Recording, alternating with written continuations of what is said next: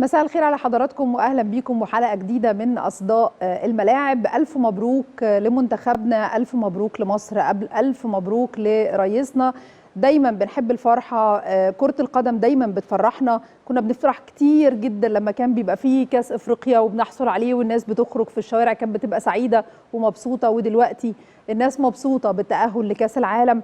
عندنا كلام كتير هنتكلم فيه في حلقتنا النهارده، اكيد هنتكلم عن هذا التاهل، هنتكلم محتاجين ايه بعد كده عشان يبقى الشكل المشرف بالفعل واللي يليق بمنتخب مصر في كاس العالم. لسه كمان عندنا افريقيا ان شاء الله في شهر ديسمبر، محتاجين ان احنا ناخدها ونعيد الافراح مرة تانية لمنتخبنا. طبعا سيادة الرئيس بعت برقية تهنئة لمنتخبنا بعد التأهل لكأس العالم. أتوجه بأصدق التهاني إلى أبطال منتخبنا الوطني لكرة القدم بمناسبة التأهل المستحق لبطولة كأس العالم 2026 والتي ستقام في الولايات المتحدة الأمريكية وكندا والمكسيك. لقد أدخلتم الفرحة في قلوب المصريين الذين تابعوا مسيرتكم بكل فخر واعتزاز، وأثبتتم أن الإصرار والعزيمة طريق الإنجاز.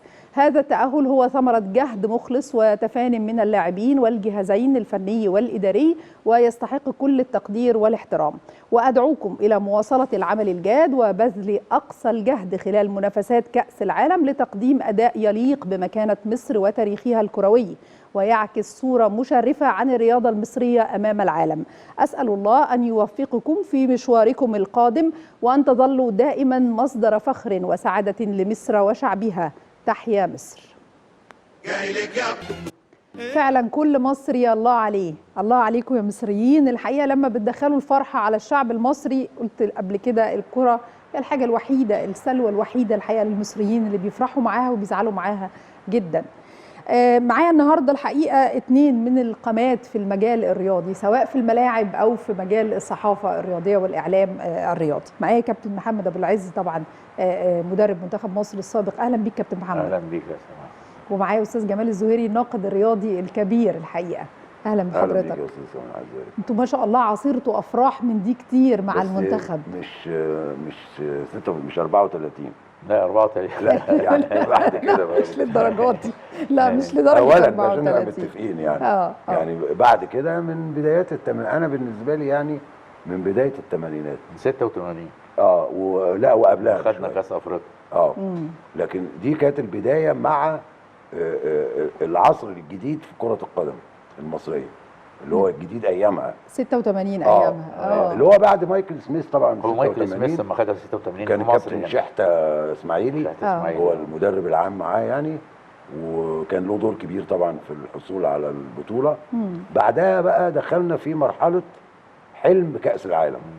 بعدها باشهر قليله بقى حلم المصريين، احنا ليه ما بنروحش كاس العالم من صحيح. 34 كان مر بقى 56 سنه او 50 سنه. فابتدى الحلم يكبر في دماغنا قوي. طب ليه يعني؟ لغايه بقى ما هنتكلم دلوقتي ازاي برضو الكابتن محمود الجوهري كان له دور كبير بايمانه الشخصي بهذه المساله، وهو كان اول واحد برضو مع النادي الاهلي يحقق دوري ابطال افريقيا. بطوله افريقيا للانديه ابطال الدوري 82. يعني انا فاكر المرحله دي يعني بعد غياب، بعد الاسماعيلي مكسبها قبل كده في سنة 70 قدام الانجلبير صحيح. انما الفوز باللقب الافريقي الاول بالنسبه للنادي الاهلي كان على يد الكابتن الجوهري، وتوالد بقى انجازاته وهو الشخصيه صحيح اللي بتصب في النهايه لمصلحه الكره المصريه. الله يرحمه الله يرحمه. كابتن محمد ابو العز، احنا احساسنا كاعلام رياضي وصحافه رياضيه يعني بهذا الانجاز غير اللي موجودين في الملعب، بتحسوه بطريقه ثانيه؟ طبعا، لان بنحس ان ثمار المجهود اللي هم عملوه بيجنوه. اما يوصل لبطوله يتاهل، الناس تقول لا ده سهل، ما فيش حاجه اسمها سهله زي صعبه. النتيجه الاخيره الناس بتقول مصر تاهلت سنه كذا، ما يقولوش المجموعه كانت كذا ولا الفرق ضعيفه. لا، عشان كده المجهود اللي لازم نقدر ونتمن المجهود اللي الجهاز عمله، الاتحاد عمله، الاداره عملته، كل الناس كانت متكاتفه علشان مصر تتأهل، لأن احنا بقالنا فترة طويلة قوي ما تأهلناش لكأس العالم. فده كان نتيجة فعلا إيجابية ونتيجة طبيعية جدا، إن في مجهود بذل يبقى لازم في نتيجة. وده اللي حصل الحمد لله، ان احنا بعد فتره قدرنا نعاصر. احنا تاهلنا 86 لما خدنا اول بطوله افريقيا، لان احنا في 74 خسرناها في ملعبنا وكان ماساه. ما كنت انا موجود في الفرقه، مع ان كانت فرقتنا كويسه قوي بتضم عمالقه الكره في مصر. كنت لاعب؟ كنت لاعب. كنت كابتن المنتخب، معايا كابتن حسن شحاته ربنا يشفيه، فاروق جعفر، علي ابو جريشه، علي خليل، كابتن شاذلي، مصطفى عبده. كانت فرقه كويسه، لكن خسرنا في ملعبنا هنا وطلعنا الثالث. وجت بقى 86 دي كانت بدايه الانفراج على الكره المصريه، اما كسبنا كاس افريقيا هنا في مصر في وجود الكابتن شحته الله يرحمه. وبعدين الكابتن تولى بقى الكابتن جوهري، وبدا التخطيط السليم لكره القدم وقدر يتاهل. وبدانا نتاهل حتى في المراحل الشباب، ان احنا تاهلنا سنه 91 لكاس العالم للشباب، وكنت اول مره فرقه تاخد المركز الاول. كنا على طول بنتاهل، كان بيتاهل فرقتين بس في افريقيا مش 4. فاول مره كنا قبل كده 81 مع كابتن هاني وكابتن طه، بعد كده المركز تاني. احنا كنا اول منتخب 91 اللي هو منتخب الثانويه العامه، وليد وهادي ومصطفى صادق وابراهيم المصري. وكانت فرقه ما شاء الله، مجموعه من الشباب المميز جدا جدا جدا، ومثلوا مصر اولمبيا ثم لعبوا في الفريق الاول.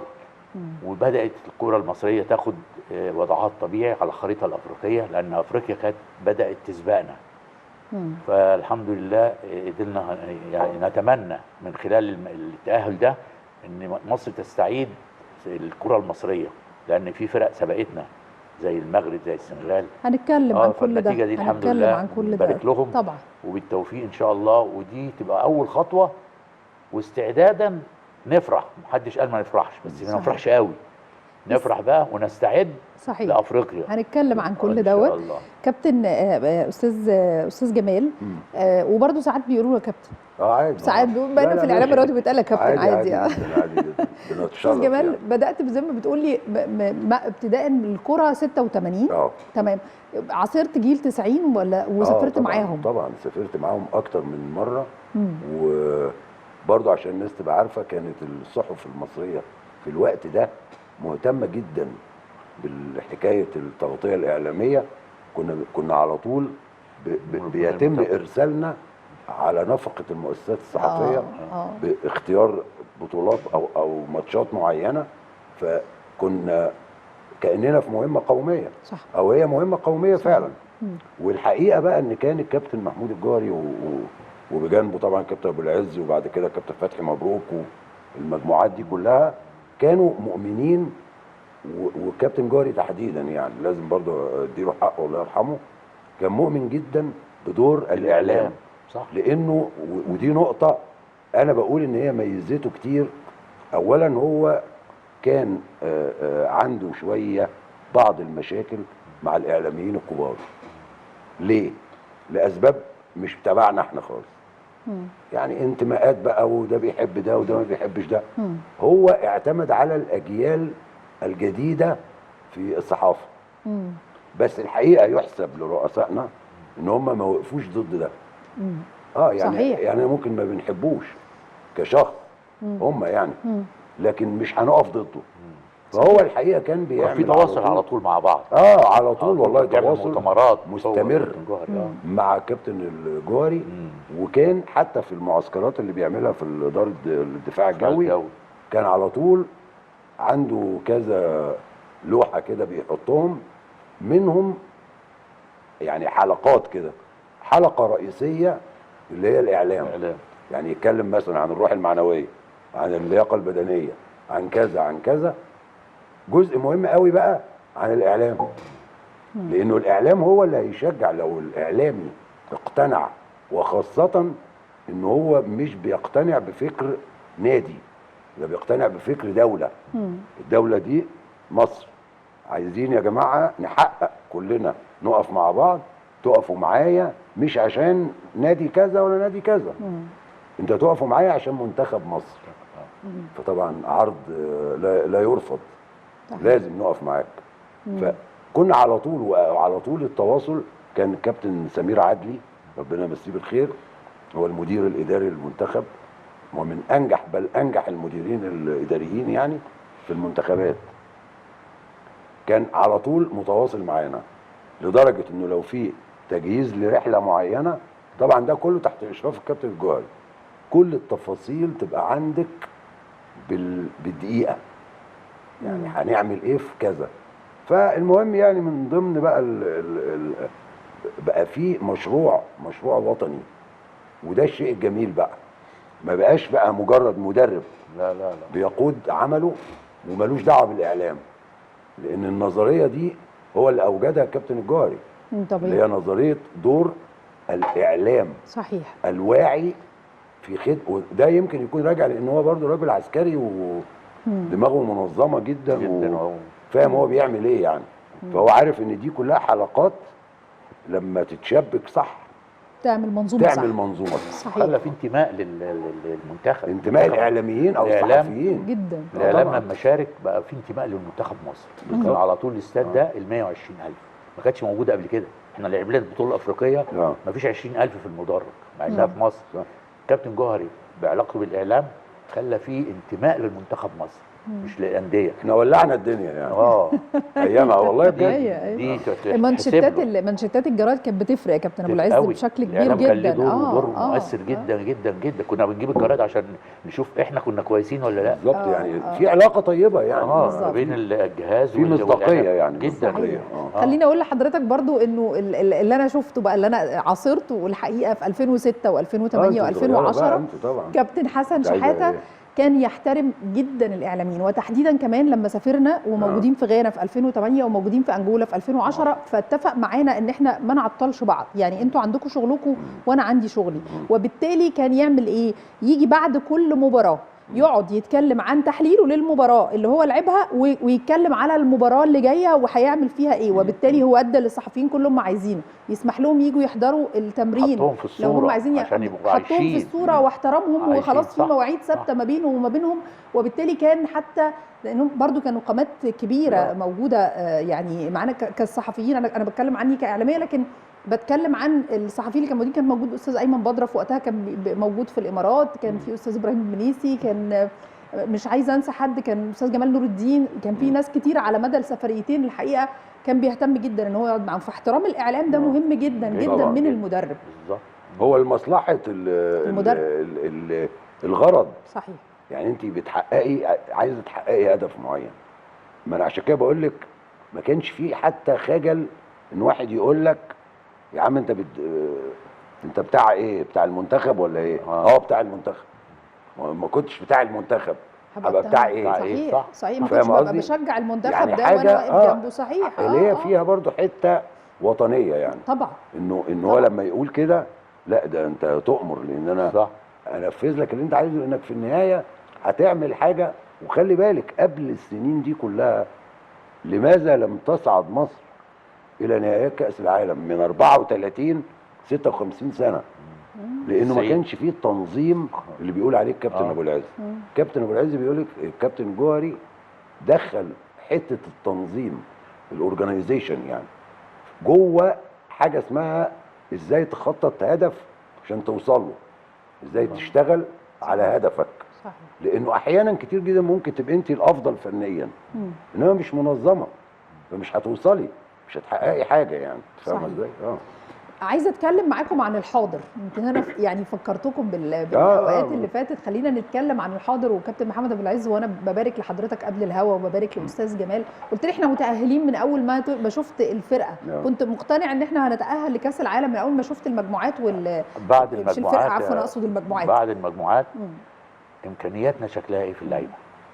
احنا دلوقتي في احسن فتره بالنسبه للعيبه المحترفين اللي هم اساس اي منتخب. هي نجاح افريقيا في ايه؟ في المحترفين بتوعها في المنتخبات، لكن الانديه بتاعتها احنا بقى في سهوله دلوقتي في الاحتراف بره. كان الاول مفيش احتراف، اللعيب يجي يحترف النادي ماسكه من هنا معلقه، يقول لك لا. يعني كان في منظومه زمان في 91، يمكن الكابتن جمال اول مره يسمعها، لما رحنا كاس العالم للشباب، مش هكتبها بقى خلاص، كان معانا مصطفى صادق من افضل لعيبه الكوره في المقاولين. كابتن واحنا مصطفى هناك بنفيكا طلبوه. طبعا انا ماليش سلطان طبعا، فقلت لهم لا ده احنا قالوا ده احنا تعاقدنا مع سردباك استراليا ومضى. قلت لهم لا احنا ما نقدرش. فعملوا تحليل حركي ليه مع بنته كابتن البرازيل، كابتن البرتغال اللي هم خدوا كاس العالم، كان نمره 9. عملوا تحليل حركي وتابعوهم، لقوا ان مصطفى صبري افضل منه. افضل من بنته. من بنته. رجعنا هنا سماح، رجعنا وانا بقول الكلام ده على مسؤوليتي، رجعنا بعد 48 ساعه جم 3 من بنفيكا. رحنا الاتحاد اللي هو الديب طلبني تعالى في ايه دي؟ قلت له في ايه؟ قال لي ده في ناس. فرحت قالوا احنا جايين عشان كذا كذا زي ما انت قلت، مش مسؤوليتك. فبعتنا جبنا احد المسؤولين في نادي المقاولين. قلنا له الناس دول عايزين مصطفى صادق ب 500,000 دولار. 500,000 دولار كان مبلغ طبعا زي 10 مليون دلوقتي. قال لا لا لا لا لا لا لا لا ده ما اداناش حاجه. قلت له ده عنده 19 سنه. قال لي لا لا ما اداناش حاجه. قلت له ليه انتوا جايبه منين؟ كانوا جايبينه من نادي النصر اللي واخدينه ب 3000 مصر الجديده. قلت له ده انت ما. طب الولد قال له لا ده في كمان كان في لائحه في الاتحاد بوريك القصور كانت الفكره عامل ازاي. ده الكلام ده في 91. ما فيش احتراف قبل 23 سنه. لائحه الاتحاد كانت بتقول ما فيش احتراف قبل ما يبقى عنده 23 سنه. الناس سكتوا وقالوا مش ممكن هيبقى في تقدم في البتاع كده. والله ما فيش لائحه دلوقتي برضه. لا طبعا لا ما هو افريقيا عارفه عاملين ايه يا سماح؟ اي ناشئ من عايز يروح يحترف بيحترف من غير موافقه النادي. طبعا ما فيش موافقه. لغوا موافقه الانديه. المفروض كده افريقيا رخر في بره الاحتراف قسم ثاني وثالث ورابع رخر اللعيبه هناك المواهب بتطلع لكنهم مزروعين هناك. المنتخبات الافريقيه اتغيرت كلها. ده في منتخبات بال 40 واحد محترف. بينزل الملعب 22. احنا يعني الحمد لله ربنا يبارك لنا في صلاح ومرموش والاولاد دول عدد قليل جدا بالنسبه لكميه اللعيبه اللي في مصر. افتحوا الاحتراف يا جماعه. ما فيش حاجه اسمها النادي يقول له انا ما ادانيش حاجه. ما اداكش حاجه ازاي؟ ما انت هيجي لك. فالاحتراف مهم جدا جدا نفتحه، ما نعملش قيود على وبالذات احنا عندنا خامات مميزه جدا جدا. احسن مرحله عندنا ال 18 سنه وال 20 سنه. عندنا لعيبه كتير موهوبه لكن ما بيلعبوش في الفريق الاول، وده اللي انعكس على فريق الشباب اللي ما تاهلش. ما فيش ولا واحد فيهم بيلعب فريق اول. المفروض من 18 ل 20 سنه يبقى اللعيب خلاص نضج. زي زمان كانت معظم المنتخبات كلها 20 21. دلوقتي ما فيش. فلازم يفتحوا الاحتراف. ما فيش قيود على الاحتراف، وده الحاجه الوحيده اللي ممكن تساعد في اكتشاف مواهب. مصر مليانه مواهب ولاعيبه كويسه كتير. طبعا. فعشان كده احنا خطوه كويسه ان احنا تاهلنا. يبتدوا يعيدوا بعض النقط في السياسات عشان النهوض بالكره. ونشوف افريقيا عملت ايه. شوف المغرب وصلت فين دلوقتي. يضربوا البرازيل ويضربوا اسبانيا بلعب مش حظ. اتفرجت على الماتشين صحيح. ما شاء الله عندهم شويه ولاد ما شاء الله بيلعبوا. ايه الثقه اللي هم بيلعبوا بيها دي؟ اكاديميات على اعلى مستوى. اشتغلوا من زمان قوي. يعني اشتغلوا بقى لهم فتره وقدروا فعلا ان هم يعملوا دوت من وقت ما شاركوا في كاس العالم اللي فات وبقوا طلعوا الرابع. طلعوا الرابع. حجزوا المركز الرابع. استاذ جمال، في ناس بتقول ان هذا الصعود سهل. هل هو سهل ولا كان صعب مع التغير اللي موجود في خريطه افريقيا بسبب المحترفين اللي بتطلع؟ اولا ما فيش حاجه اسمها سهل على الاطلاق ولا صعب على الاطلاق. السهل زي ما بيقولوا كده يسهل لك لو انت اشتغلت صح. الصعب يصعب. لو انت بتلعبي مع فرقه لسه.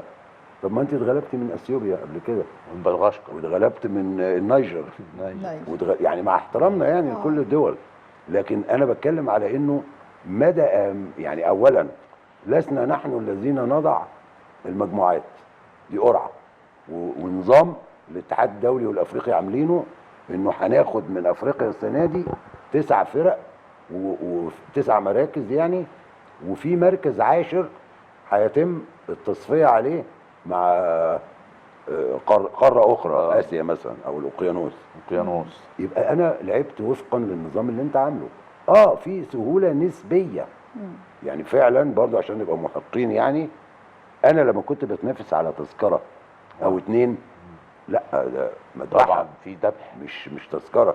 دي مذبحه. لان يعني تخيلي حضرتك دلوقتي لو ال9 اللي تأهلوا دول هيلعبوا مع بعض. وتطلع فرقتين او 3 ويطلع فرقتين او 3 او 5 هقول 5 زي تونس. هتلاقي في ضحايا بقى طبعا من الفرق الكبيره. لكن طالما ده موجود ومتاح، ما افرحش بيه ليه؟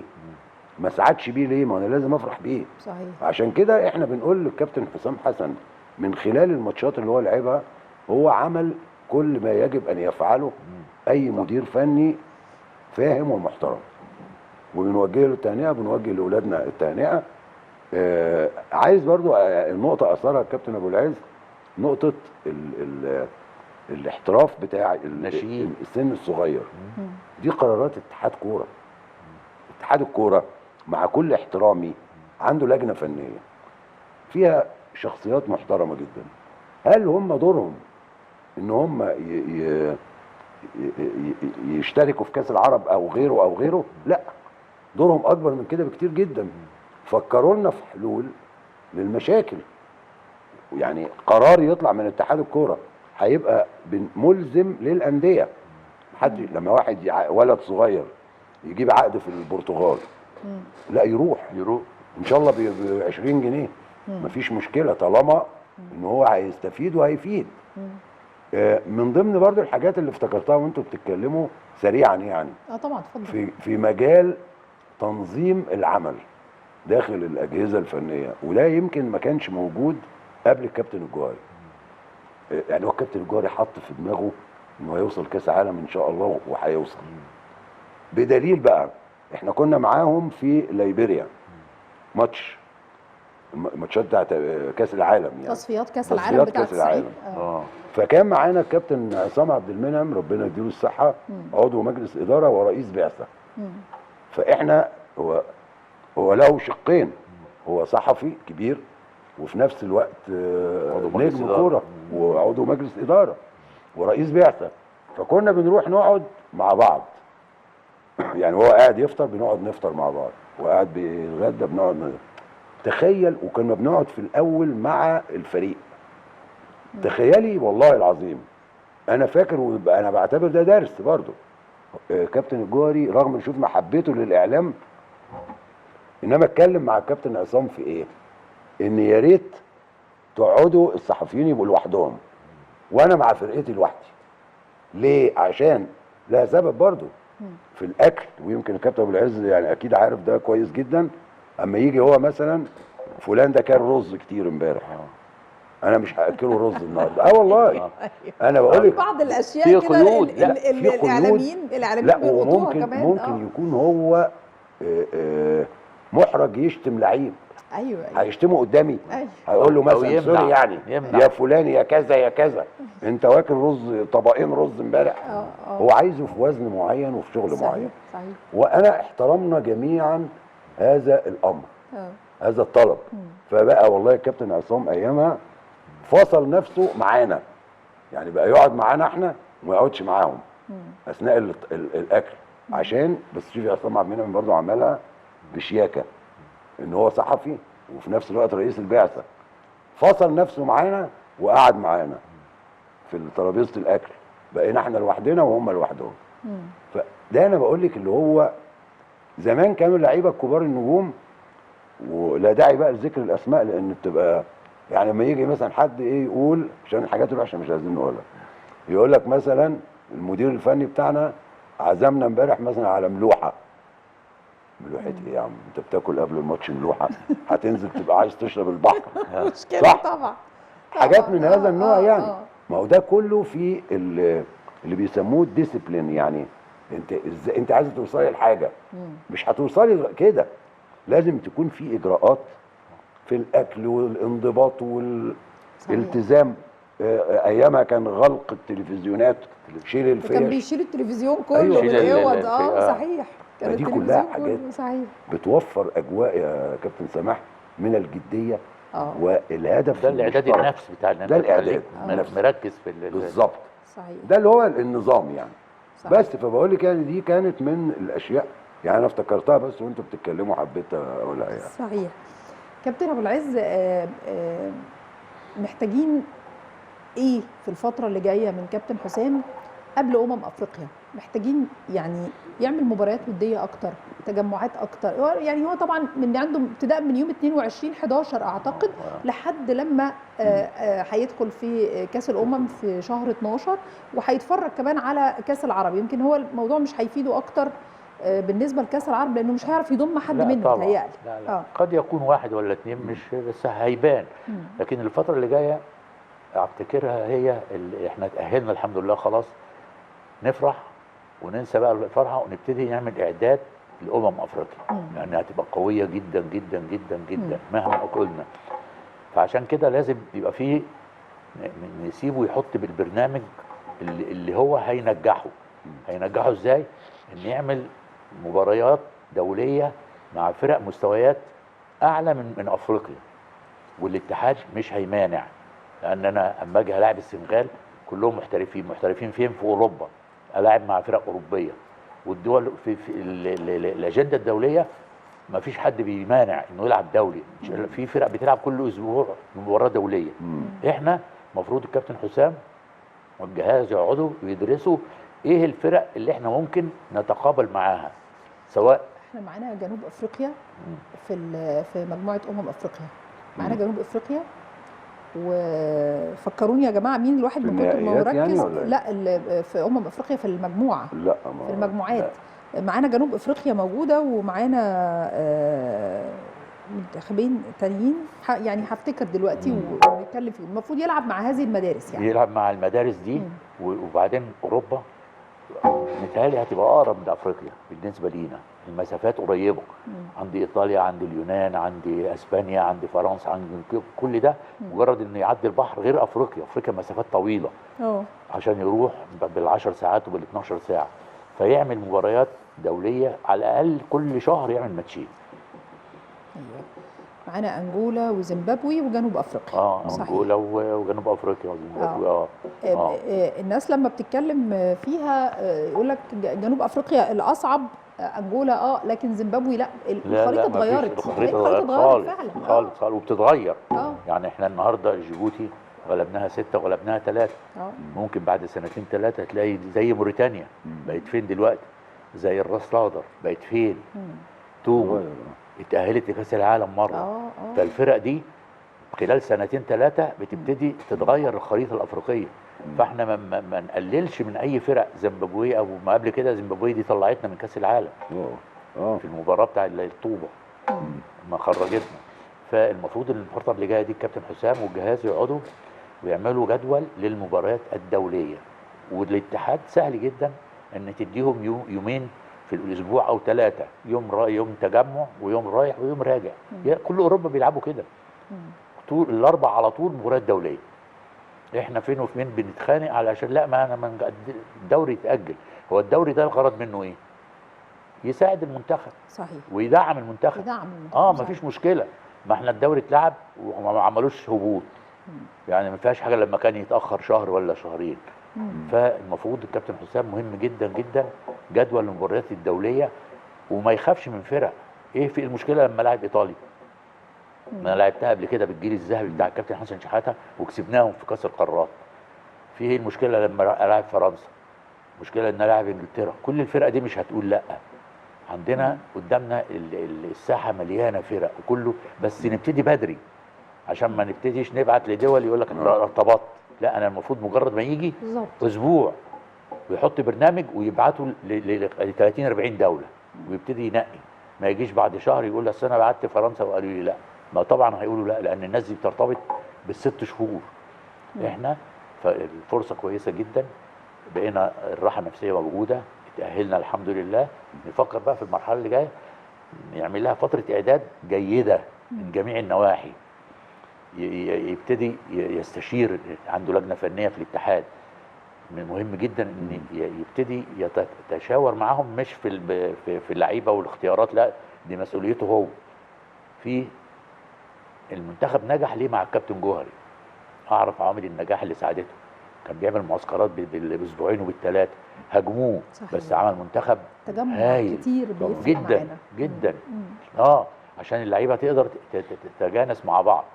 المنتخب مفتوح لكل اللعيبه، ما قفلش على عدد معين. دي سياسه مش كويسه. من حق اي لعيب كويس في مصر يتاخد المنتخب. ما فيش حاجه اسمها، انا سمعت حاجه اسمها اصل انا واخدهم عشان اكرمهم.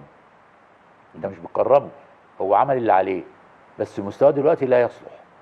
ادي فرصه للافضل، عدم المجاملات، احط اللعيب المكان، اللعيب الصحيح في المكان السليم بتاعه، مفيش مشكله. مش لازم اقفل على 20 لعيب او 30 لعيب، ممكن 2 3 منهم ما بيلعبوش، ابعد عن اللعيب الاحتياطي ده، ما يلزمنيش سواء بره محترف او في مصر. اللعيب الاحتياطي بيحتاج حاجه في الكوره اسمها لياقه المباريات.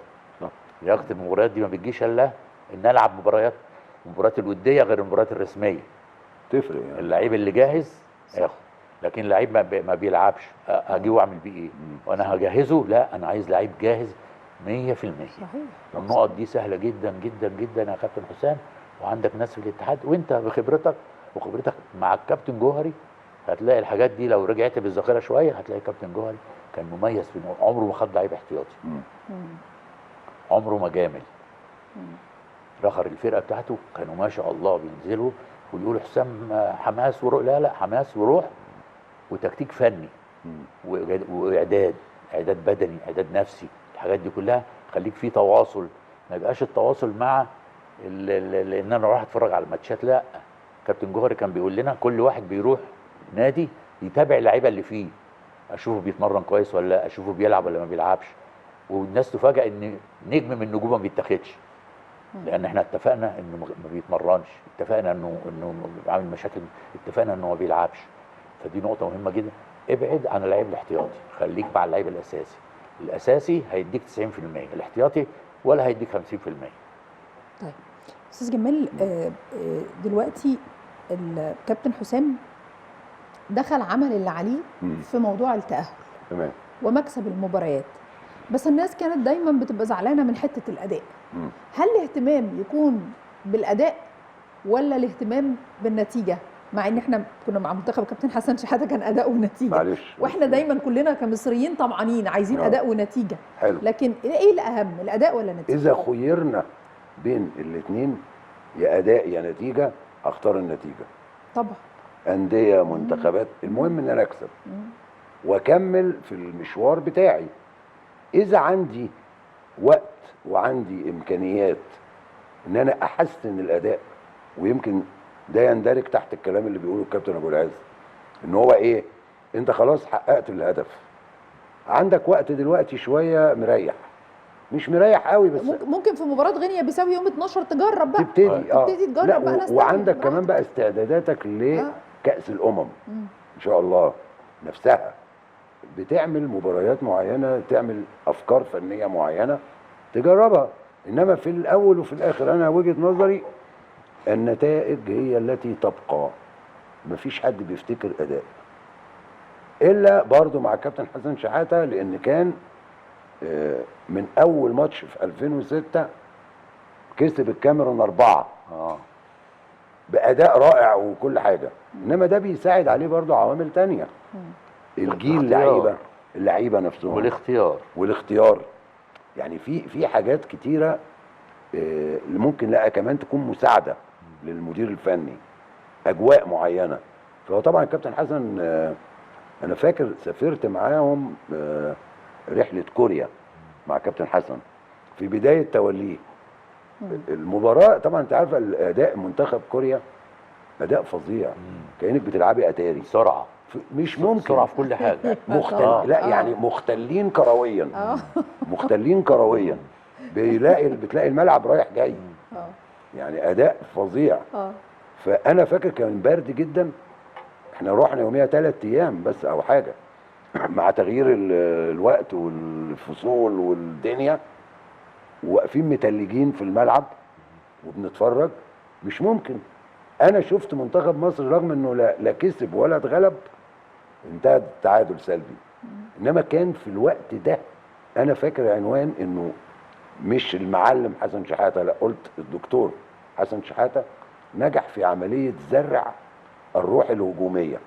انا كنت شايف اداء المنتخب حسن شحاته، يعني اللعيبه اللي بتجري قدامي دي زي كابتن حسن فاكره انت الماتش اللي جاب الجون من نص الملعب ده، توكلنا على الله شد طريق وراح وجاب جون من نص الملعب.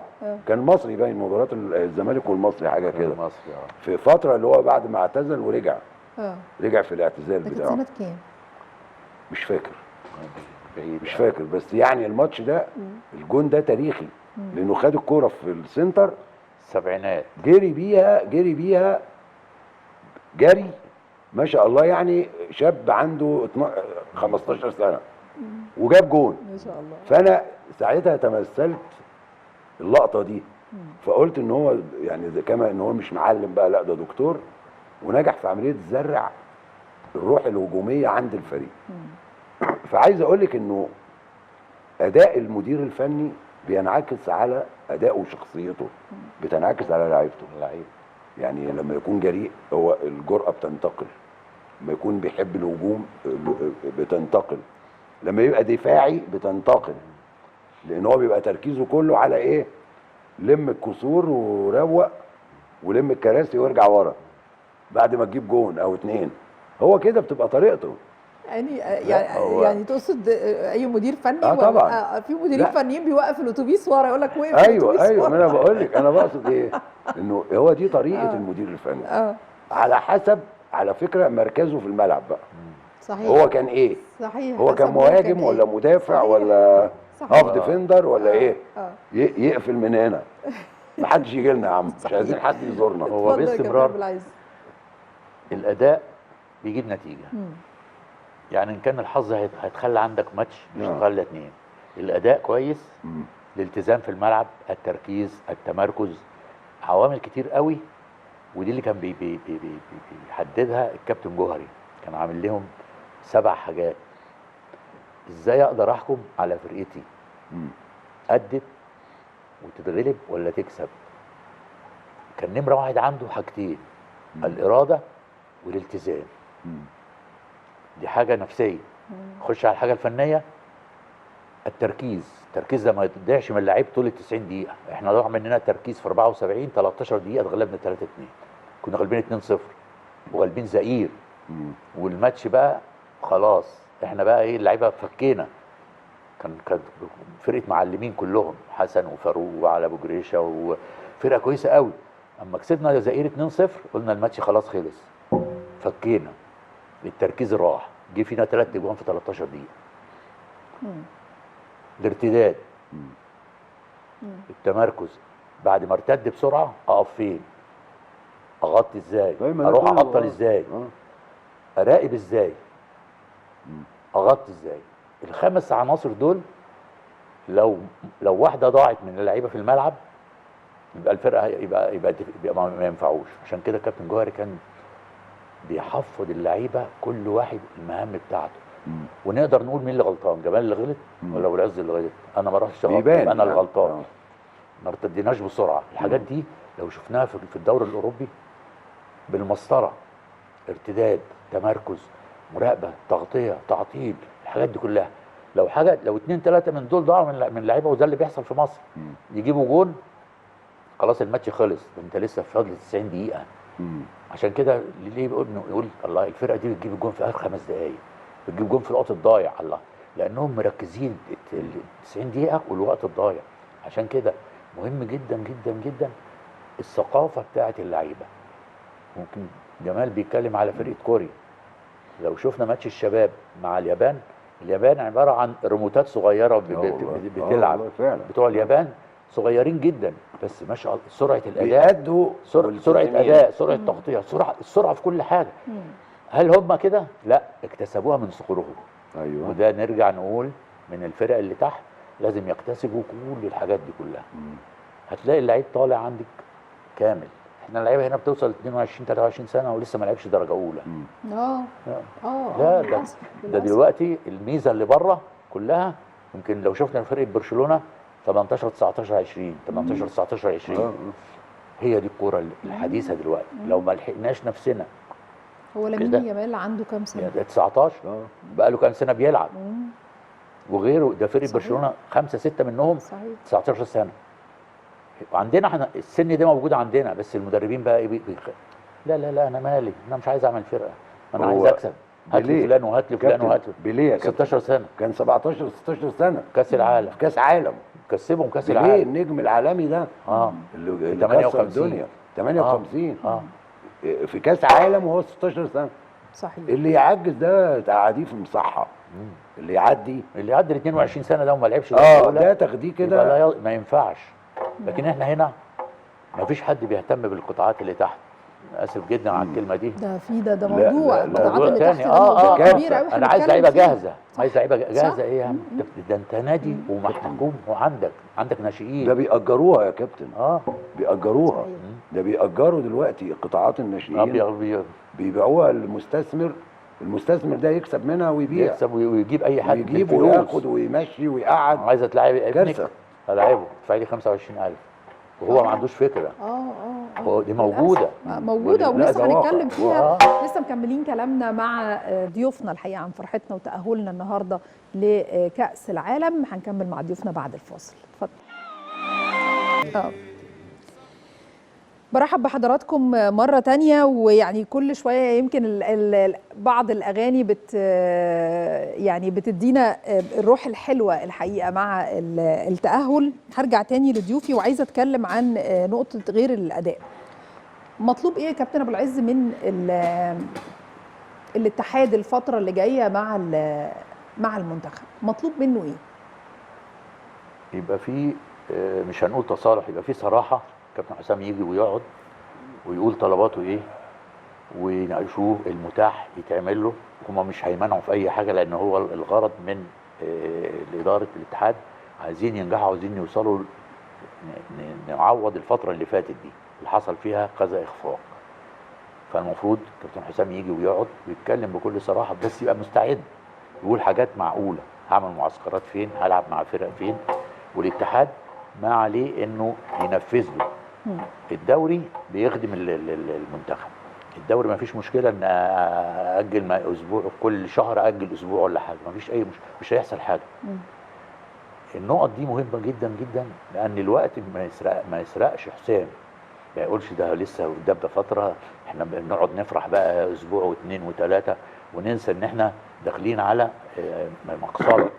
البطوله الافريقيه اللي جايه من اقوى ما يمكن وتلعب في المغرب تهيألي. وفرق مستعديه. السنغال عندها كام واحد محترف شايفينهم منطلقين على مستوى العالم.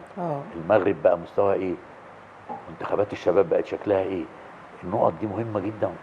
فرصه ان احنا الحاله النفسيه في راحه نفسيه دلوقتي. نتناقش بقى بكل صراحه، وايه طلباتك، ومش هيقولوا له لا، لكن ما نضيعش وقت. عدم الوقت نكسب وقت مهم جدا. يعني هو المفروض بعد ما نرجع اسبوع بالظبط ويبتدي يحط برنامج كامل لغايه البطوله الافريقيه، لان البطوله الافريقيه هو الحساب الحقيقي، مش كاس العالم ده. كاس العالم ده احنا تاهلنا خلاص، ده بقى بره. لان قبل كده كروش لما خسر البطوله الافريقيه قالوا له شكرا طبعا مع السلامه. مش عارف كوبر لما خسر البطوله الافريقيه قالوا له شكرا. لا، عندك وقت يا حسام، والكل مستعد انه يقف معاك ويساعدك. عندك لجنه فنيه، اقعد معاهم مره واثنين، اسمع منهم، لكن انت هتبقى صاحب القرار ومش هيقولوا لك لا. فنرجو يبقى الوقت مهم جدا يا سماح، البرنامج مهم جدا في الفتره اللي جايه دي. ما نضيعش وقت، عشان ابعت لكل دول العالم ماتشات. ما احنا الطيارات الخاصه بقت موجوده، يروح يلعب في فرنسا ويرجع في نفس اليوم. يروح يلعب في تركيا. تركيا عندها فرق. اليونان، احنا كنا على طول بنلعب اليونان وتركيا ومتقدمين عننا، بنروح نلعبهم ونرجع. يا دوبك ما فيش ساعتين سفر رايح جاي، نلعب الماتش ونرجع. عندك ابعد عن الفرق الافريقيه دلوقتي، لان الفرق الافريقيه ما عندهاش لعيبتها المحترفين بيبقوا بره. يعني محتاجين نلعب مع نفس المدارس بتاعت انجولا وزيمبابوي وجنوب افريقيا. بقت اوروبا بقت افريقيا دلوقتي. اوروبا يعني هو طبعا عند حضرتك حق بشكل كبير جدا في المحترفين اللي موجودين بره. فانت فعلا الستايل بقى اوروبي، بقى ستايل اوروبي. فانت لما تلعب اوروبا تبقى افريقيا دي بالنسبه ليك سهله. صحيح. العب على المستوى الاعلى، مش مهم اتغلب، بس ابتدي اعيد حساباتي في نقط كتير. الاختيارات مهمه جدا يا كابتن حسام الفتره اللي جايه دي. الجيل ده عمل انجاز كويس قوي قوي قوي. اللي هيكمل منه اهلا وسهلا، اللي هيبتدي يعيش على تاريخ وانا تاهلت كاس العالم وادينا هروح واتقرب. لا، مفيش حاجه اسمها تكريم. تكريمك ان انت تاهله، تكريمك بقى ان انت تكمل. صحيح. اه استاذ جمال، انا هسال حضرتك برضو عن مسانده ودعم الاتحاد، لان الفتره اللي فاتت كان فيها كلام كتير عن عدم الدعم وعدم المسانده بشكل كبير جدا، وده خلى رئيس الاتحاد يروح ويتصور ويقعد مع كابتن حسام وكابتن ابراهيم عشان يتقال ان في دعم كبير موجود، او بيحاول يوصل الصوره دي انها تبقى موجوده، وخصوصا ان احنا بنتاهل لكاس العالم فما ينفعش يبقى فيه كده. محتاج ده بقى في الفتره الجايه انه يستمر. بصي، طالما ان رئيس الاتحاد حاسس بان في قلق عند حسام ابراهيم، يبقى في حاجه مش طبيعيه، في حاجه مش لازم تكون من هاني ابو ريده. هاني ابو ريده نفسه ممكن يكون مصلحته رقم واحد انه حسام ينجح، لانه طول ما هو بينجح يبقى انا حققت اللي انا عايزه.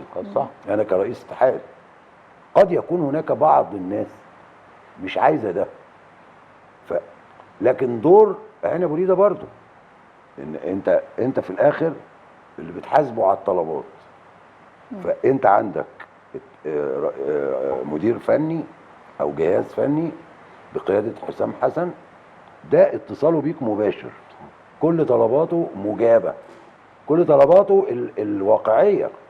يعني هو لما جه اتعرض عليه يلعب مع البرازيل رفض، وحسنا فعل اتحاد الكره ان هو ما فرضش عليه، لانه مش هينفع افرض على مدير فني، صح.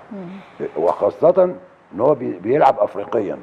فهو يقول لك انا هلعب مع البرازيل دلوقتي ليه؟ البرازيل دي ممكن تبقى في مرحله لاحقه لما اكون خلاص انا داخل كاس عالم، فهيبقى في جزء من الماتشات له علاقه بالمستوى العالمي يعني.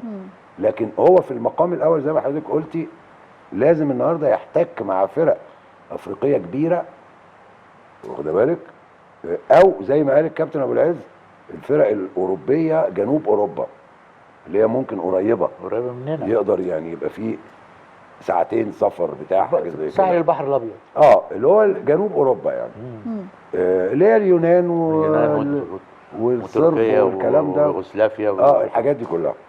فاذا الموضوع اهم حاجه مفيش يبقى فيه كمان التزام من العاملين في الاتحاد، اللي هم مين؟ العاملين في المنتخبات الاخرى. محدش يلقى على حد كلام، محدش يتكلم، محدش يقول رأي فني، لان هو انت في مجال ما ينفعش، ده زميلك ما ينفعش ان انت تهاجمه، يعني من باب اولى، واخد بالك، لانه ده هيتاخد على انه جريمه، مش دي مخالفه وجريمه. فالكل لازم يلتزم بمؤازره المنتخب المصري بجهازه بكله. طبعا انا جدا مع اللي قاله الكابتن ابو العز في انه لابد البدايه تكون بسرعه جدا، يعني خلال الفتره القريبه، خلال ايام يعني. يبقى من دلوقتي هو الكابتن حسام يبقى قاعد. احنا عندنا مباراه لسه مع غينيا بيساو يوم 12. ماشي، هو بقى يفكر من دلوقتي، هي تحصيل حاصل. فهو بالنسبه له دلوقتي يقدر يحط البروجرام اللي عايز يشتغل عليه، صح، هو محتاج ايه الفتره اللي جايه. فده شيء مهم جدا. طيب. انا عايز برضو كابتن حسام حاجه تانية، يثق انه 90% من المصريين فرحانين له طبعا. ولما اقول 90% ال 10% دي ما تساويش حاجه، مش على حاجه، مفيش حد هيجمع عليه ال 100%. صحيح. فانت ثق تماما يا حسام ان 90% من المصريين بالقياده السياسيه، الرئيس والناس كلها اللي في الحكومه معاك. خلاص، انت عايز ايه تاني؟ عايز 90% والقياده والحكومه، خلاص ده انت معاك كده كل حاجه، ما فيهاش قلق. فما يحطش في دماغه ان في حد ممكن يكون متربص بيه وهيأثر سلبا، ينساها دي. طالما الناس دي كلها معاك، الشعب ده كله معاك، لا انت في امان ان شاء الله، ومحتاج فقط تشتغل على منتخبك عشان انت حققت جزء مهم قوي. كمان جزء الاهم بقى اللي جاي، الاهم الامم الافريقيه، صح، ده مهم جدا، اللي هو مش هنقول عمر ما حد بيطلب من حد يكسب البطوله، لكن بنقول المنافسه القويه، يعني ما اخرجش من الدور الاول، زي ما عمل روي فيتوريا 3 ماتشات كده وروح. لا انت قدامك هدف ان انت على الاقل تبقى من الاربعه الكبار، تخش المربع الذهبي لازم. بعد كده بقى ربنا كرمك، الظروف مشيت معاك كويس، قدرت تاخد البطوله، شيء كويس. لازم يبقى عنده ثقه ان الاداء الكويس بيجيب نتيجه. عمر الاداء الكويس ما يجيبش نتيجه. اداء، ايوه دي نقطه بقى مهمه قوي. الاراده موجوده، لان هو مخلي اللعيبه الروح القتاليه عندهم عاليه. الاراده اذا موجوده. انت عرفت ان انا عايز ااكد على النقطه دي ولا ايه؟ حسيت قرضني ولا ايه؟ بس هو قال جمله مهمه قوي في حته انه بتلعب للنتيجه ولا للامتاع. مفيش نتيجه بتتحقق الا باداء حلو، او على الاقل اداء مناسب. صح. يعني انت النهارده عايزه تحققي حاجه، اكيد عملتي شغل وافكار معينه عشان في الوقت المناسب يبقى عندي تعليمات ان انا ادافع، يبقى في واجبات، يبقى ده شغل برضه. ده اللي كان يقصده يعني الكابتن. تمام. كابتن، يعني في جزئيه اتكلم عنها استاذ جمال لما قال فيها انه يعني ما يبقاش في حد في منتخب اخر بيهاجم حد في المنتخب، وانا فاهمه الكلام ده، بس كان حضرتك عاصرته برضه لما اشتغلت مع الجوهري وشفت الناس بشكل كبير في الاتحاد. ما كنتش بشوف ده من كابتن سمير زاهر. كابتن سمير زاهر كان بيقعد على الترابيزه كل اللي عليها معظمهم مختلفين مع بعض، ولكن كان في كبير موجود بيلم كل هذا الاختلاف، الله يرحمه طبعا، ويصفي النفوس انها تبقى موجوده. وبالتالي احنا محتاجين يبقى في كبير في كرة القدم انه يقعد الناس مع بعضها والنفوس كلها تصفى عشان نبقى كلنا ورا منتخب مصر. مش هينفع ان احنا نتقسم عفوا ورا منتخب مصر في منتخب تاني ومنتخب اول. هم كلهم منتخب مصر، ولازم نقف جنب ورا ده في كاس العرب ونقف ورا ده في كاس الامم. اي واحد بقى بيشتغل في الاتحاد مدير فني الفرقه اكنه في الفريق الاول، الفريق الاول اكنه تحت. اوحش حاجه بتوقع اي نادي او منتخبات اللي بيمتهن مهنه التدريب ما يقدرش يتطاول على او يقلل من زميله، او يقول ده كذا وكذا وكذا. طب تستنى شويه، لو زميلك ده نجح انت بقى شكلك ايه؟ ودي موجوده الحمد لله. كبير خبره كابتن الباشمهندس هاني ابو ريده كبيره قوي، عنده القدره على انه يلم كل الناس دي. والفتره اللي جايه محتاجه، مش هنقول تكاتف بقى، لا، محتاجين ان احنا اللي يقدر يساعد، ما يساعدش، ما يطلعش اي عبارات تسيء لزمايله ولا يقلل من اي عمل فني. اي مدرب بيغلط، غلط في تغيير ولا حاجه، كلنا بنغلط. مفيش واحد مدرب كامل 100%، كلنا بنغلط في الملعب. ممكن المدرب هو اللي يضيع المباراه، وشفنا فرق عالميه دلوقتي عامله دروب. هل هو ده المدرب؟ لا، دي فتره. فاحنا الفتره اللي جايه دي محتاجه لتكاتف. باشمهندس هنا ابو ريده، الناس كلها ممنوع اي تصريحات لاي حد تسيء لزمايله. ده يعني قرار، ده يبقى قرار. يعني المنتخب الشباب كلنا عاذرين، لا عمل مباريات ولا استعدادات ولا اللعيبه نفسها عندها لياقه المباريات الدوليه. ليه؟ ما عمل لهمش ماتشات. اللعيبه ال 20 سنه دول ولا واحد فيهم بيلعب درجه اولى، بيلعب ناشئين مع البدرشين ومع البراجيل، وبيلعبوا فرق بيكسبوا 6-7. ده مستوى، والولد يجي يبقى هايل قدام المدرب، بس لو قاسوا بفرق تانية يلاقيه مش هنا خالص. عشان كده مهم جدا جدا جدا ما حدش يطلع اي تصريحات تسيء لاي حد من زمايله، لان انت هتجي لك نفس المرحله دي، هتتعرض ليها طبعا.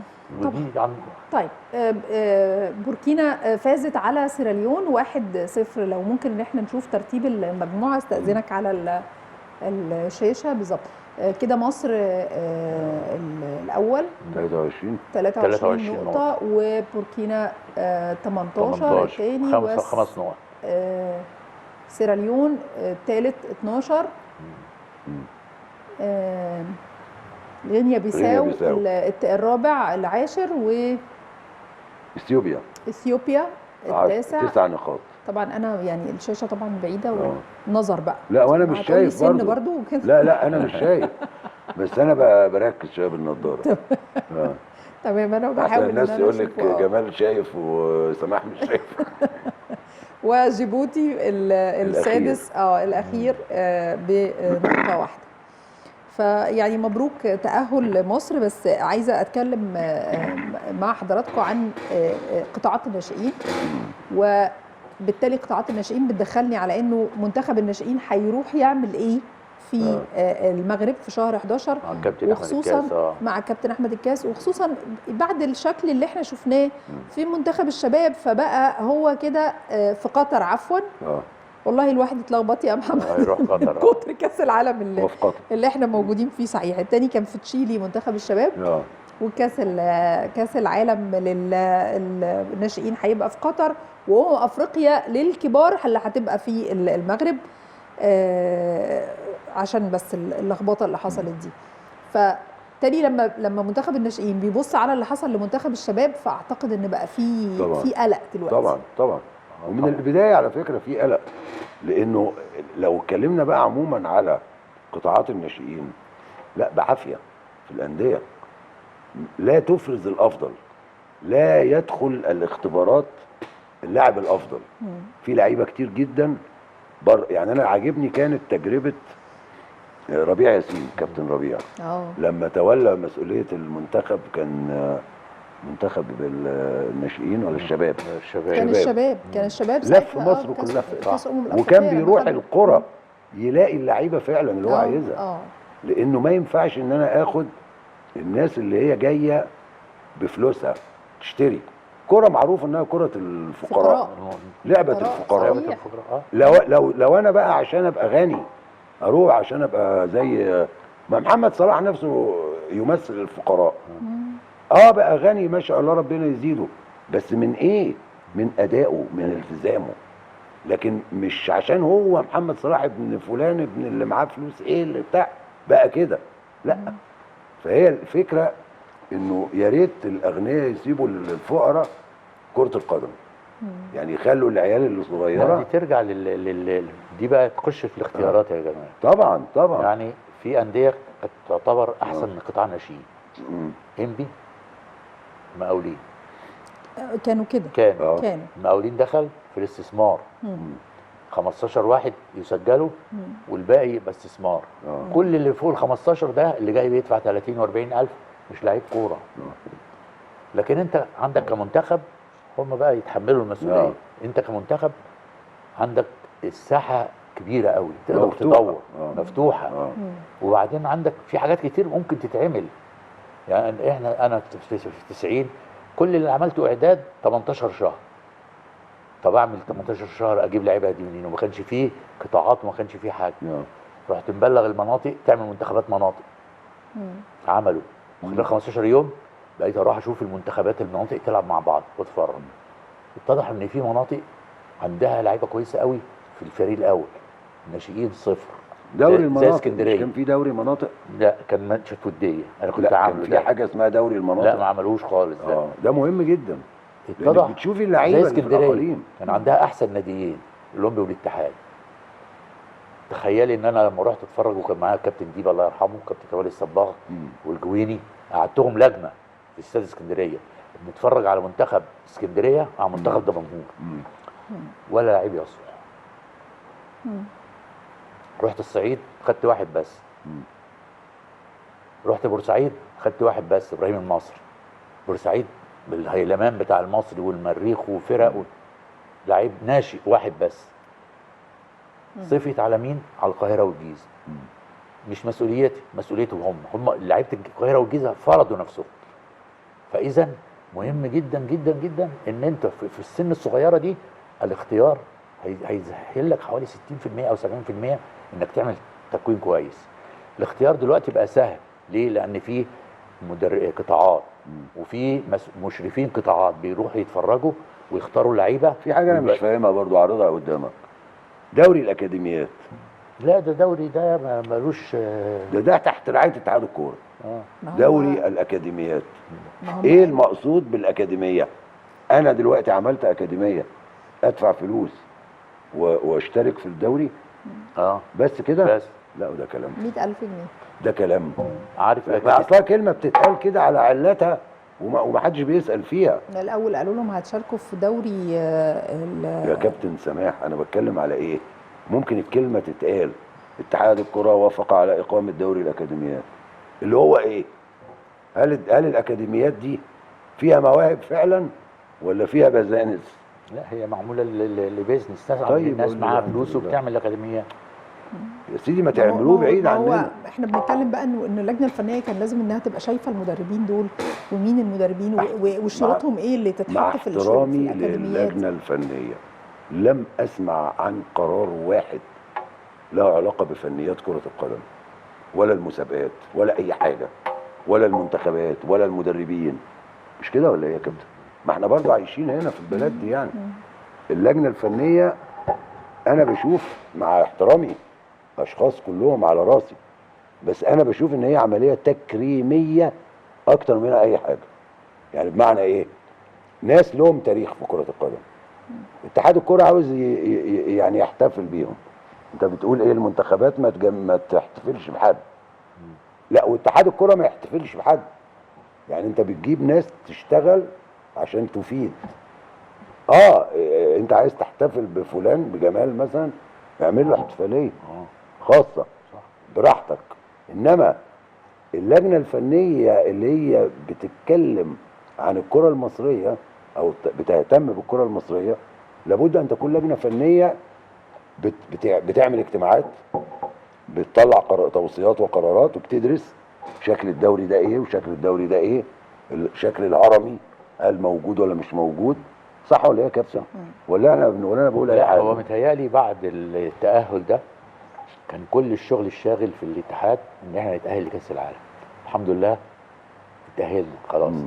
متهيألي الفترة اللي جايه دي اللجنة الفنية هيبقى ليها دور. يا ريت هيبقى ليها دور، ان هي مجموعة كويسة قوي من الناس احنا اللي عندهم بالنادي.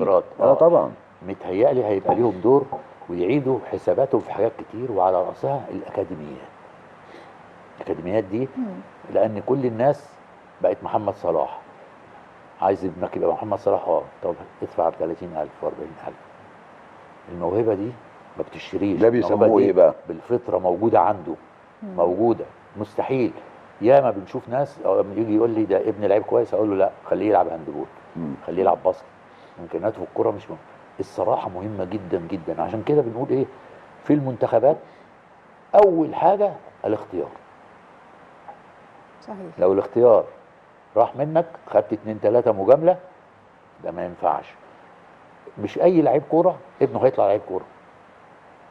دلوقتي بقت في ظاهره موجوده، ابن فلان وابن فلان وابن فلان بيلعب وابن فلان بيلعب. لا لا لا لا.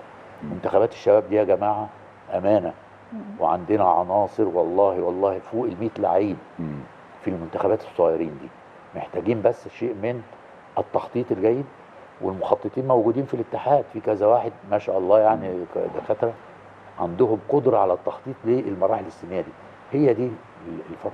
خلاص احنا تأهلنا خلاص، نهدى بقى. الفترة اللي جايه دي مهمة جدا. احنا هنعتبرها بهدوء، هنعتبرها مناسبة لبداية جديدة. الحمد لله احنا في كأس العالم. المرحلة القادمة زي ما بيقول كده الكابتن، وانا يعني بدأت بالكلام عنها، اللي هي اللجنة الفنية يكون لها دور حقيقي. وطبعا موجود الكابتن علاء نبيل كمدير فني للاتحاد الكرة. فمفروض ان المجموعة دي بتعزز العمل داخل الاتحاد، بتعززه من الناحية الفنية. ايه القرار بتاع مثلا السماح للناشئين تحترف بره؟ وده قرار مهم جدا. يناقش، ما بنقولش يتاخد فيه قرار، يناقش. يبقى في قعده زي ما بيعملوا، قعده على شاي، على قهوه، على كيك، على اي حاجه، مش مشكله، ويقولوا فيها يا جماعه احنا عايزين نعمل كذا، شايفين كذا. لازم الموضوع ده على فكره لا تكون اللجنه الفنيه مجرد تكريم لاشخاص. لا، احنا محتاجين منهم قرارات، لانهم كلهم عندهم عاوزين خبرات. نستفيد منهم، عندهم خبرات كويسه. طبعا كلهم ناجحين. محتاجين بعض القرارات اللي عامله زي الغاء الاحتراف في مركز حراسه المرمى في وقت من الاوقات. قد يكون في قرارات انها يتاخد الغاء الاحتراف في مركز معين. مين اللي عمل؟ علشان احنا محتاجينه للمنتخب. بعد كاس العالم 90 مش بدأ حاجه اسمها الاحتراف في الكره المصريه؟ قرار من حد، كان قرار من الكابتن الجوهري كابتن الجوهري ان هو انا عايز اعمل كذا لتطوير الكوره. ايوه. والغرض طب احنا عايزين بقى الافكار يا كابتن سماح اللي من هذا النوع. في مشاكل معينه، مثلا دوري الاكاديميات عايز افهمه. انا بتكلم عن انا كمواطن، ايه دوري الاكاديميات؟ ايه الاكاديميات؟ طب ايه امال قطاع الناشئين ده بيعمل ايه؟ اسئله عايزه اجابات. اعتبرونا عبط مش فاهمين، اعتبرونا مش فاهمين. اصل هو اتقال مش كده ولا ايه؟ خدونا على قد عقلنا. انتوا هتشاركوا في دوري الجمهوريه، فالاكاديميات فرحت جدا وقالت اوكي ان احنا ندفع فلوس 100,000 ونشارك مفيش مشكله. راحوا جم قالوا لهم بعد كده لا انتوا مش هتشاركوا فيها، انتوا هتنزلوا تاني قطاعات. وبالتالي الاكاديميات، في اكاديميات زعلت وقالت لا احنا عايزين نسحب فلوسنا ومش هنلعب. طيب خلاص فيها يعني مش هنشارك خالص. فبقت فيها مشكله بقى، مشكله وما اعرفش يعني. طيب واتحلت على ايه مش عارفين لغايه دلوقتي. يبقى فيها عضو مجلس اداره في اتحاد الكره، بنشوف حاجات زي كده او مشارك عليها، ما ينفعش. طبعا. خلينا بصي، لو اتكسفنا من بعض مش هو مش في بند النزاهه ده موجود في اللائحه، والمفروض اللي هو بيسموه ايه؟ استني، تضارب المصالح. ده موجود. ده طبعا موجود المفروض يعني. على كل الامور دي كلها موجوده. بس في ناس احيانا بتغمض وبتشتغل وممشيه امورها ومحدش بيتكلم. لا انا شخصيا لا تبع ده ولا تبع ده ولا هيبقى دور مين؟ انا بقول لك اللي انا اللجنه الفنيه. نعم، اللجنه الفنيه القامات اللي موجوده فيها ما شاء الله كلهم على مستوى اسماء اساتذه في الكوره ونجحوا ولهم عمل مؤثر جدا جدا. لازم بيبقى ليهم تدخل في اختيارات المدربين. 1 2 وده الاهم، اختيارات اللاعبين. اي لاعب بيحمل الجنسيه المصريه من حقه ان هم يشوفوه. احنا لينا لعيبه كتير قوي ناشئين بره بيلعبوا، يقول لك لا اصل الدوري في الامارات ضعيف، الدوري في السعوديه ضعيف. طب انت شفت الولد ده ان الناس اللي هناك واخدينه وبيلعب؟ قطعا هتلاقيه موهوب. يبقى هنا دور اللجنه الفنيه. انتوا شفتوا اللعيبه بتاعت بره دي، ما اروحش مجمع منتخب وكل مره هو نفس العدد هم نفس الاسماء، ما ينفعش. امال بقيه اللعيبه دي كلهم خلاص دول اللي انتوا اخترتوهم من 20 او ال 25 او ال 30 واحد اللي انت قافل عليهم. لا، المفروض يبقى في متابعه، وبالذات ان في مشرفي قطاعات كتير قوي، عدد كبير، وكلهم ما شاء الله مدربين كويسين وناجحين. واختياراتهم اللي اختار منتخب كابتن ربيع ياسين بتوع القطاعات جابوا له كشف الاسماء وراح شافهم، بقاش مصدق، عمل منهم منتخب. يبقى هنا لازم نتابع عمل مديرين الفنيين للناشئين والشباب دول، لان انت اخترتهم. شفت حد من بره اصل مش عارف مين اصل، لا بقت اسهل حاجه وسيله الاتصال. استكمالا يا كابتن، استكمالا للكلام ده، مع بدايه الالفيه الثالثه كان في مشروع عظيم في اتحاد الكوره ايام اللي كان ايام اللي هو اسماعيل يمني باين، دوري القطاعات اللي كان موجود. لا ده افرز منتخبات ناشئين وشباب رائعه. كان يدربها مدربين مصريين، كابتن حسن شحاته وكابتن شوقي غريب. ومنهم محصله النجاح بتاع التجربه اتاخدوا الاثنين ايام كابتن سمير زاهد للمنتخب الاول. الاثنين اللي هي بدات بعديها، مش احنا عاملين نشيد ب 2006 و2008 و2010. اعملوا زي ما عملتوا. المحصله دي هي دي. اعمل ده، عندي تجربه ناجحه، هات التجربه دي. ايوه يا سماح، هات التجربه دي انقلها بالكربون. انت جبت افضل 2 مدربين عندك، عملت منهم يعني ميكس كده، وخدتهم يروحوا يدربوا منتخب مصر الاول. عملوا ايه؟ نجحوا، كسروا الدنيا. طبعا. هو احنا عندنا حد بيكرر تجربه حد او بيكمل على شغل حد؟ وليه لا؟ ما عندناش كده خالص، محدش بيعمل كده خالص. هنقول انها تجربه، هنقول ان انت اللي عملت كده. مش لازم يعني اشتغل بس واحنا هنقول ان انت اشتغل. وهنقول المفروض كل واحد بيجي يكمل اللي بعديه، اللي قبليه المفروض. لكن ما جيش ابتدي من الصفر. لا، ما انت بتشوف اللي قبليك ده يمكن عنده 50% صح. الصفر عادي، ده بيهد في بعض الاحيان. بيقلل. لا انا ما عنديش، مش لاقي فرقه زي اي مدرب بيجي نادي اول ما يخش النادي يقول لك لا اللعيبه ده مش من اختياري. هم دول العناصر اللي موجوده، صح. اشتغل بيها وممكن ندعم لك.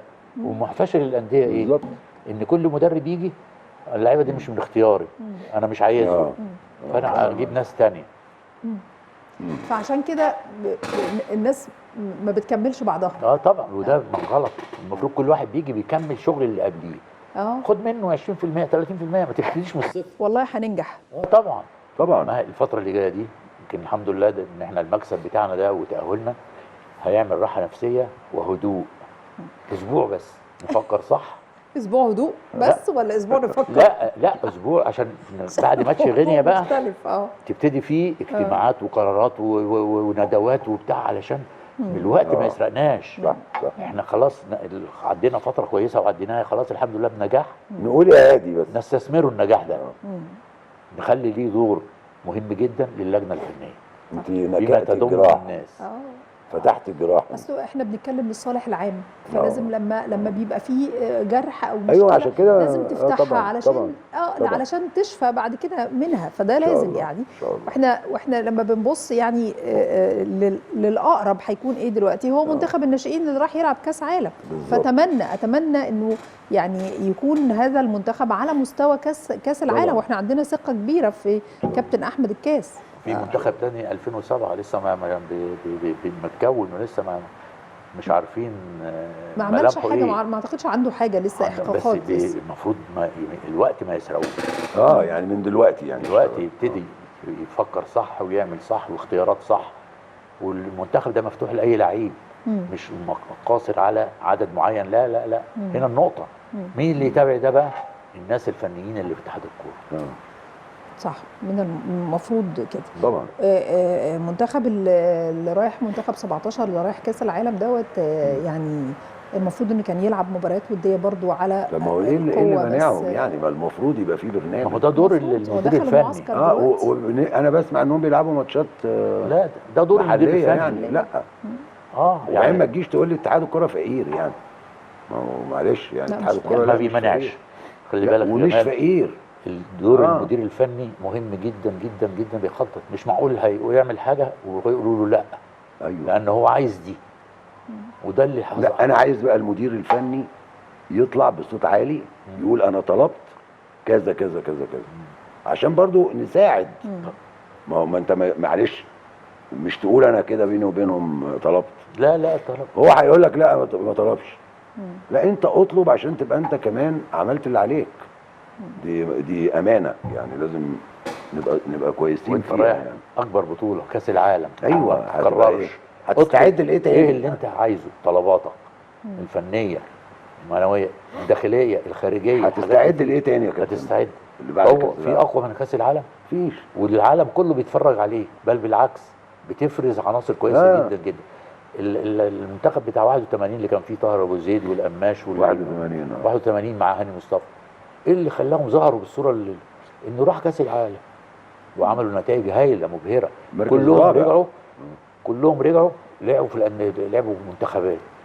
نفس المنتخب اللي انا كنت ماسك 91 كلهم رجعوا، لان اللعيبه دي اساسا كويسه واختيارهم مهم جدا بدون مجاملات. ولفينا من اسوان لمطروح، لقينا مستوى الناشئين حاجه تكسف. 91 حاجه تكسف. اما ترسى على ان الاهلي والزمالك وواحد من الترسانه بس، وواحد من نادي الترماي انا فاكر، وواحد من النادي المصري، بقيه المناطق ميته دد. بس عمالين بيقولوا ده احنا عندنا وما خدوش لا، المنتخبات مفتوحه لاي حد. هنا بقى دور المدير الفني، ادي فرصه، ما تجاملش على حساب نفسك. هتجامل وتخلي لعيبه وتسيب لعيبه ثانيه ومواهب موجوده؟ لا. وعندك مشرفي القطاعات حوالي يمكن اكتر من 30 واحد موجودين في الاتحاد، وعينهم كويسه قوي في الاختيارات. صحيح. فما تضيعش الفرصه دي منك. اي مدير فني، انا مش قصدي اي حد، اي مدير فني صحيح. خليك من خلال اللجنه الفنيه ومشرفي القطاعات. طيب، واحنا بنختم تقول ايه الكابتن حسام حسن الفتره اللي جايه؟ لا بقول له طبعا الف مبروك اولا لمصر كلها وسياده الرئيس والشعب المصري كله على الوصول لكأس العالم للمره الرابعه. وده شيء يعني بيبسطنا كلنا كمصريين. وبقول للكابتن حسام ابتدي على الفور من الآن الاستعداد والتفكير في المرحلة القادمة إن شاء الله. وبرضو كلنا معاك في المرحله اللي جايه في كاس الامم يعني ان شاء الله. ان شاء الله. كابتن ابو العز، بنقول له مبروك، وكنت نجحت، فعشان تثبت للناس ان انت عندك القدره على قياده منتخب مصر، وجالك اول وسام تهنئه الرئيس دي يعني بالدنيا ان هو راح بيبارك لك، ومعنى كده ان هو في دعم ليك، واتحاد الكوره مش هيأثر معاك. والخطوه اللي جايه معلش يا حسام هتبقى صعبه، ان انت هتتحاسب على انك وصلت كاس العالم. ايه اللي هتعمله في البطوله الافريقيه؟ لازم تستعد لها استعداد جيد، وانت عندك القدره بمجموعه من اللعيبه زائد اختياراتك اللي جايه ان انت توصلنا لمكانه تليق بمنتخب مصر مره ثانيه. صحيح. اشكركم كابتن محمد ابو العز، شرفتني ونورتني النهارده. شكرا سماح، شكرا. بشكرك. سعداء والله. استاذ جمال طبعا ناقد رياضي الكبير، سعيده بعوده حضرتك لاصداء الملاعب. ده على طول في حصاد. سعيده بحضرتك جدا، شرفتني ونورتني. اشكرك. مشاهدينا بشكركم على حسن متابعتكم لحلقتنا النهارده، والف مبروك لمصر.